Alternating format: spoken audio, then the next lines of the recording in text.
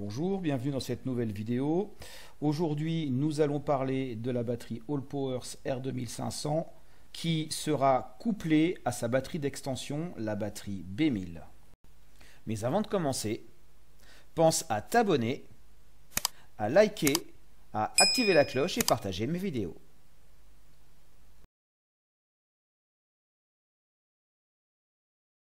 Une fois n'est pas coutume, on va encore parler de la gamme Allpowers. Alors j'avais toute la série Allpowers jusqu'à présent. Vous retrouverez dans la playlist que j'ai faite toutes les vidéos des batteries de cette marque.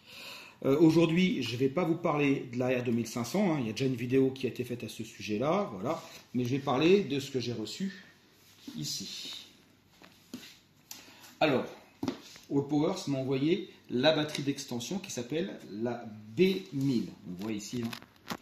C'est une batterie d'extension qui a pour capacité 1 kWh. Alors, qu'est-ce qu'on trouve à l'intérieur? Un premier sachet zippé dans lequel on a un cordon de charge AC.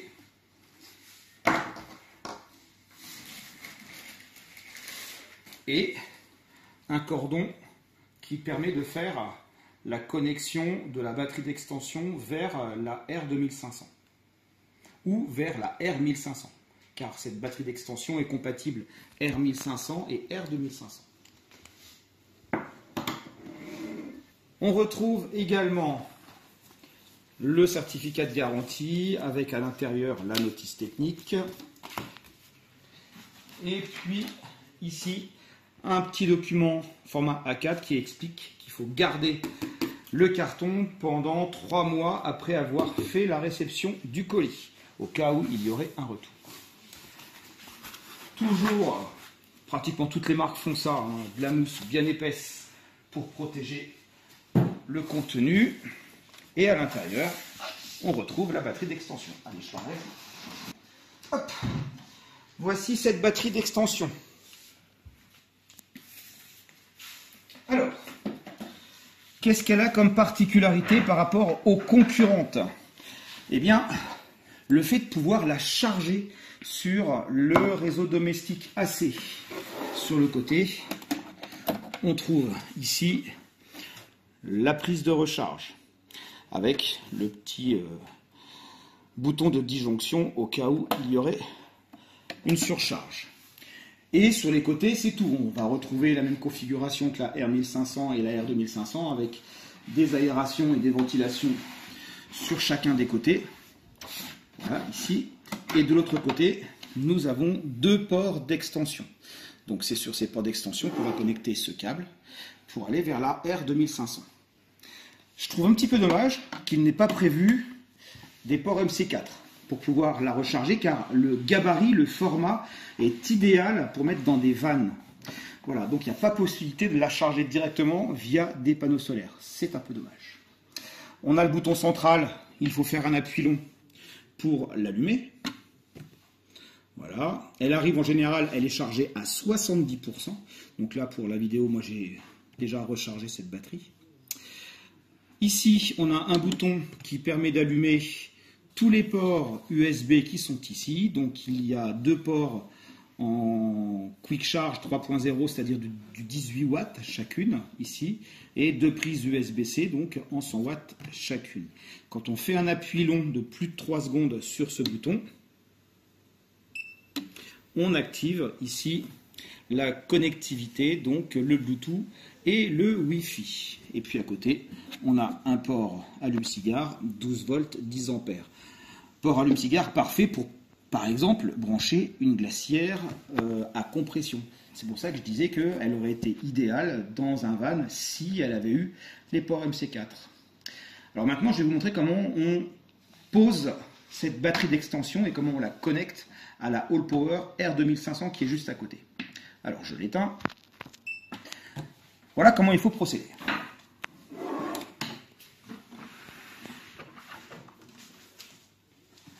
Hop. On pose la B1000, pardonnez-moi, on pose la B1000 sur la R2500. On cumule 2 kWh avec 1 kWh. Donc là, on a une capacité totale de 3 kWh. On ouvre les clapets des ports d'extension. On se connecte sur le port numéro 2, en haut et en bas. Et on attend bien, on pousse et on entend bien le clic. Voilà, le clic signifie que c'est bien connecté. Pour les déconnecter, vous voyez ici la petite molette. Donc il suffit de tourner cette molette et de tirer sur le câble, tout simplement. Ensuite, une fois que les deux sont connectés, il faut allumer la batterie maîtresse. Appuyons sur la R2500, sinon ça serait la R1500 si vous avez celle-ci. Et puis au-dessus, on appuie ici un appui-long sur le bouton power de la B1000. Et voilà, les deux sont connectés. Alors j'ai remarqué quelque chose, je ne sais pas si c'est particulier au fait que j'ai la R2500, mais quand elles sont connectées, il n'y a aucun logo, aucune icône en haut et en bas qui indique qu'elles sont connectées.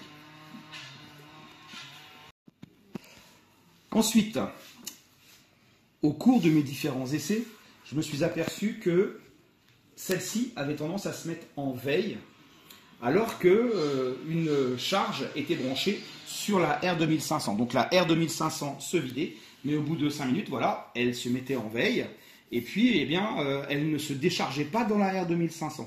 Donc je pouvais me retrouver avec une R2500 à 20% par exemple, et elle était encore à 98%. Alors l'astuce que j'ai trouvée, j'ai envoyé un message à All Powers et j'attends leur retour. L'astuce que j'ai trouvée, c'est de mettre en service les ports USB avec l'allume-cigare. Et en mettant ces ports-là en service, la B1000 reste active. Et donc permet de se décharger dans la R2500. Dans la suite de cette vidéo, je vais vous proposer 2 tests. Un test sur une pompe de piscine qui a comme puissance 600 watts de consommation. Et puis ensuite, un test vraiment parlant. Je vais connecter le combo R2500 B1000 sur mon inverseur de source et alimenter ma maison pendant toute une nuit.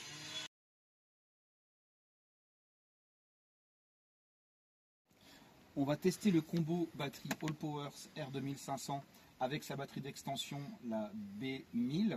Donc là, au total, j'ai 3 kWh de stockage. Elles sont toutes les deux reliées ici, sur les ports d'extension. Et on va tester ce combo avec la pompe de piscine qui est située là, environ 600 watts de puissance. Alors, on met en route les batteries. Elle est à 100%. Je mets en route l'extension. Elle est à 99%. Je vais brancher la pompe. Et je vais mettre en service les prises AC. On va patienter quelques instants. On va bien entendre en effet la pompe se mettre en service.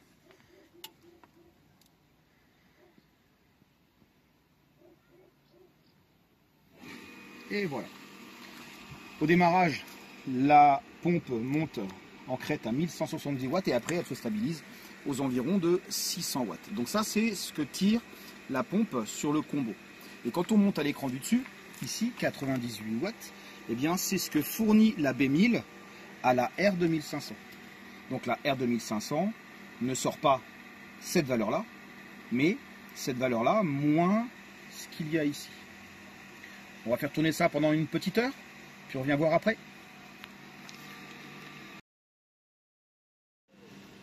Allez, nous voici revenus devant les batteries. Donc on regarde.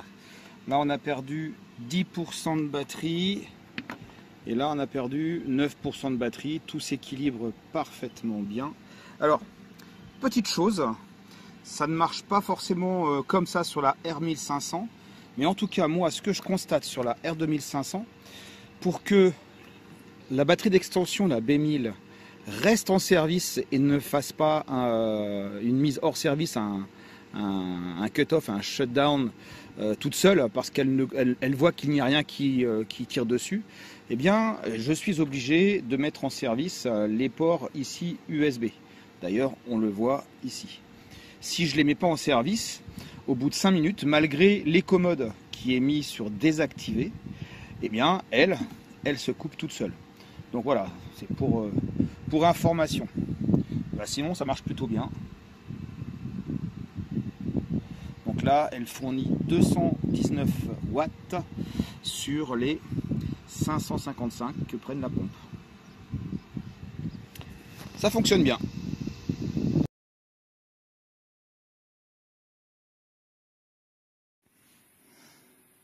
Alors, on est le 10 juillet, il est 22h37. On fait le test des deux batteries All Powers, la R2500 et son extension, la B1000, connectées à l'habitation via mon inverseur de source. Donc, ici, tout est connecté à l'inverseur de source. Je mets en service les prises AC. On patiente quelques secondes. Voilà. Alors, l'inverseur de source, il se situe tout en haut. Ici, la diode rouge, c'est l'alimentation qui provient du réseau Enedis. La diode verte, c'est l'alimentation qui provient de ma batterie. Je bascule sur la batterie. Et voilà, on n'y a vu que du feu. La maison, elle consomme 330 watts. Et il y a 160 watts environ qui sont prélevés sur la B1000. Donc, on se donne rendez-vous demain matin.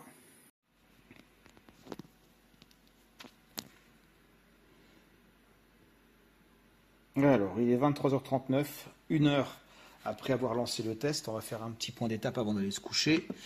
Donc la R2500 est à 90% et la B1000 est à 91%. Voilà, donc la maison consomme 240 watts et la B1000 lui envoie 107 watts. Eh bien, on se donne rendez-vous demain matin. Alors, nous sommes le 11 juillet, il est 8h20, presque 10 heures après le début du test. Ma maison donc est alimentée depuis 22h37 sur les batteries. Il me reste 23% de charge. Et là, d'après l'écran, on voit je peux tenir encore 5 heures. Et ici, il me reste encore 33% de charge de batterie et d'après l'écran on peut tenir 7 heures. Donc grosso modo je pense qu'on peut tenir encore 6 heures. Ce qui fait que, eh bien, en conclusion, avec ce combo R2500 plus B1000, j'ai 3 kWh, je peux alimenter ma maison lorsqu'il y a une coupure d'électricité pendant au moins une bonne quinzaine d'heures. Alors ça implique quand même quelques petites bricoles, comme par exemple pas d'utilisation du four électrique, pas d'utilisation de la plaque de cuisson, pas de chauffe de l'eau avec le cumulus. Tout ce qui est gros consommateur d'énergie, évidemment, bien, on ne peut pas les utiliser. Hein, voilà. Donc là, le test, il a été fait, mais c'est uniquement avec les téléphones portables en charge, les appareils classiques en veille comme la télévision, comme la box, comme affichage horaire sur le four, le fonctionnement des frigidaires et du congélateur. Voilà, ce sont ces choses-là, les choses classiques, mais pas les gros consommateurs. Donc, panne de courant, je peux alimenter pendant 15 heures sans ces gros consommateurs toute ma maison. Et pour terminer cette vidéo, je vous informe et surtout vous ne devez pas oublier qu'All Powers organise ses Prime Day jusqu'au 20 juillet. Vous pouvez obtenir jusqu'à 58% de réduction sur beaucoup de leurs articles de leur store.